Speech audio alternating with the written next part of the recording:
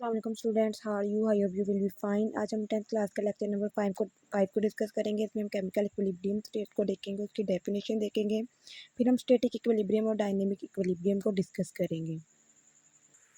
Equilibrium लफ्ज़ का मतलब है बैलेंस, मतलब तवाज़ुन। कौन सी स्टेट को हम केमिकल इक्विलिब्रियम कांस्टेंट कहते हैं, ये हम डिस्कस करने लगे हैं। कि देखें, फर्स्ट ऑफ ऑल हम देखते हैं कि रिएक्टेंट का जो है प्रोडक्ट में तब्दील होना, उसको हम फॉरवर्ड रिएक्शन कहते हैं, और प्रोडक्ट का रिएक्टेंट में तब्दील होने को हम रिवर्स रिएक्शन कहते हैं। जब दोनों रिएक्शन की स्पीड, जिसे हम रेट कहते हैं, वो बराबर हो जाए, जब दोनों रिएक्शन एक ही स्पीड से काम करते हैं, तो हम कहते हैं कि हमारे पास जो है रिएक्टेंट और प्रोडक्ट की अमाउंट जो है वो क्या हो गई है, कॉन्स्टेंट हो गई है। कांस्टेंट का मतलब है कि इसमें कोई तब्दीली नहीं है। ये अगर यहाँ रिएक्टेंट के दो मॉलिक्यूल कन्वर्ट होते हैं तो प्रोडक्ट के दो मॉलिक्यूल कन्वर्ट हो जाते हैं रिएक्टेंट में, तो इनकी स्पीड यहाँ क्या है, इक्वल है। जब ये मुकम्मल प्रोसेस होता रहेगा तो रिएक्टेंट और प्रोडक्ट की कंपोजिशन होती रहेगी और अमाउंट में कोई तब्दीली नहीं आएगी। इसे हम कहते हैं केमिकल इक्विलिब्रियम स्टेट। ये जो डेफिनेशन है हमारे पास, ये पेपर के पॉइंट ऑफ व्यू से अगर देखा जाए तो शॉर्ट क्वेश्चन के लिहाज से बहुत ही ज़्यादा इंपॉर्टेंट है। ये पेपर में अक्सर पूछी जाती है। अब हम अगर इसकी डेफिनेशन को पढ़ के देखें तो वो भी याद है कि इसकी डेफिनेशन में कह रहा है कि when the rate of forward reaction is same as the rate of reverse reaction the composition of reaction mixture is constant. कि जब रेट ऑफ फॉरवर्ड रिएक्शन जो है वो रेट ऑफ रिवर्स रिएक्शन के इक्वल हो जाता है, वो सेम हो जाते हैं, तो क्या होता है, कंपोजिशन जो होती है रिएक्शन की वो कांस्टेंट हो जाती है, मतलब वो रुक जाती है। मतलब रिएक्टेंट जो है वो प्रोडक्ट में कन्वर्ट और प्रोडक्ट रिएक्टेंट में कन्वर्ट जो हो रहे होते हैं उसको हम रेट ऑफ फॉरवर्ड और रेट ऑफ रिवर्स रिएक्शन का नाम देते हैं, जैसा कि मैंने ऊपर लिखा भी हुआ है। नेक्स्ट हम देखेंगे इसकी इक्विलिब्रियम को, कि इक्विलिब्रियम की कितनी स्टेट है, उसकी जो इक्विलिब्रियम स्टेट है उसकी कितनी पॉसिबिलिटीज़ हैं।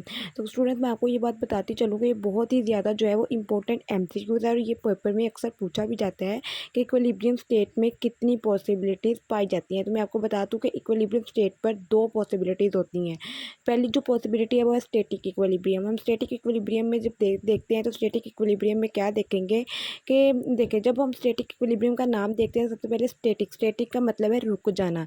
जब रिएक्शन रुक जाए, मतलब रिएक्टेंट मुकम्मल तौर पर प्रोडक्ट में तब्दील हो जाए, तो उसको हम क्या कहेंगे कि इक्विलिब्रियम क्या है, स्टैटिक इक्विलिब्रियम है। उसने लिखा हुआ है, कहता है रिएक्शन सीजेस टू प्रोसीड, मतलब रिएक्शन जब रुक जाता है। और सेकंड पॉइंट जो उसने लिखा है, उसने कहा mostly happen in physical phenomena. ये जो है फिजिकल फिनोमेना में अक्सर होता है। जैसे फॉर एग्जांपल, मैंने एक नीचे अगर आप देखें, यहाँ ये मैंने एक बिल्डिंग बनाई है, बिल्डिंग पे देखें, अब ये फॉर एग्जांपल एक बिल्डिंग है। अब इस पे जो ऊपर से एक फोर्स जो है वो अप्लाई हो रही है, एक ऊपर से फोर्स अपना डाउनवर्ड अप्लाई हो रही है और एक इस पर अपवर्ड अप्लाई हो रही है। क्यों अप्लाई हो रही है, हमने मेन क्या देखना है कि ये बिल्डिंग जो है ये कैसे एक मेंटेनेंस है, मतलब कैसे ये खड़ी है, कैसे ये बैलेंस है, मतलब इसका इक्विलिब्रियम कैसे इस्टेब्लिश है।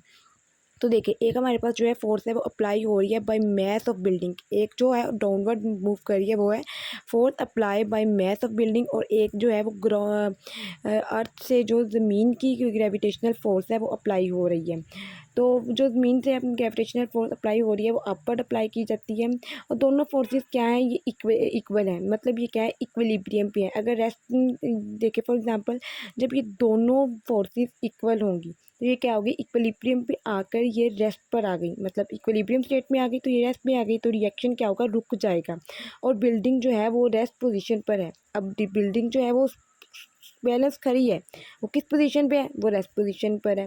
इस इक्विलिब्रियम को हम क्या बोलेंगे कि स्टैटिक इक्विलिब्रियम है। इसी तरह अगर हम देखें अब डायनेमिक इक्विलिब्रियम को, तो डायनेमिक इक्विलिब्रियम का मैंने लिखा हुआ है कि dynamic mean reaction still continue. Dynamic मतलब कि हरकत में रहता है, रिएक्शन जो है वो कभी रुकता नहीं है, वो चलता ही रहता है। जो रिएक्टेंट है वो प्रोडक्ट में कन्वर्ट होते रहते हैं और प्रोडक्ट रिएक्टर में कन्वर्ट होते रहते हैं। ये प्रोसेस चलता ही रहता है, स्टॉप नहीं होता। डायनेमिक इक्विलिब्रियम में जो रिएक्शन होता है ये स्टॉप नहीं होता, मतलब ये रुकता नहीं, ये चलता ही रहता है। लेकिन एक स्टेज ऐसी आती है जहाँ पर जो रिएक्टेंट और प्रोडक्ट होते हैं वो रेट ऑफ फॉरवर्ड और रेट ऑफ रिवर्स रिएक्शन जो होता है वो इक्वल हो जाता है। जब रेट ऑफ फॉरवर्ड और रिवर्स रिएक्शन इक्वल होता है तो ये जो हमारे पास रिएक्शन प्रोसीड हो रहा होता है ये ऑपोजिट डायरेक्शन में प्रोसीड होना शुरू हो जाता है। तो जब रेट ऑफ फॉरवर्ड और रिवर्स रिएक्शन इक्वल होंगे तो ये जो रिएक्शन है वो प्रोसीड करेगा ऑपोजिट डायरेक्शन में। अगर इसके फॉर एग्जांपल मैं आपको एक एग्जांपल बताती हूँ कि एग्जांपल में अगर फॉर एग्जांपल हम एक टीचर और स्टूडेंट को ही ले लेते हैं, क्योंकि हम अपना लेसन पढ़ रहे हैं। एक टीचर है वो बोर्ड पर काम करवा रहे हैं, सही है। वो क्या है, एक फॉरवर्ड रिएक्शन है कि टीचर जो है वो बोर्ड पर काम लिख रहा है। जब वो बोर्ड पर काम लिखता है स्टूडेंट उसे बोर्ड से देखकर नोट करते हैं अपनी नोटबुक पर। जो स्टूडेंट उसे नोट कर रहा है वो क्या है, रेट ऑफ रिवर्स रिएक्शन है। और जो हम एक टीचर बोर्ड पे लिख रहा था वो था रेट ऑफ फॉरवर्ड रिएक्शन।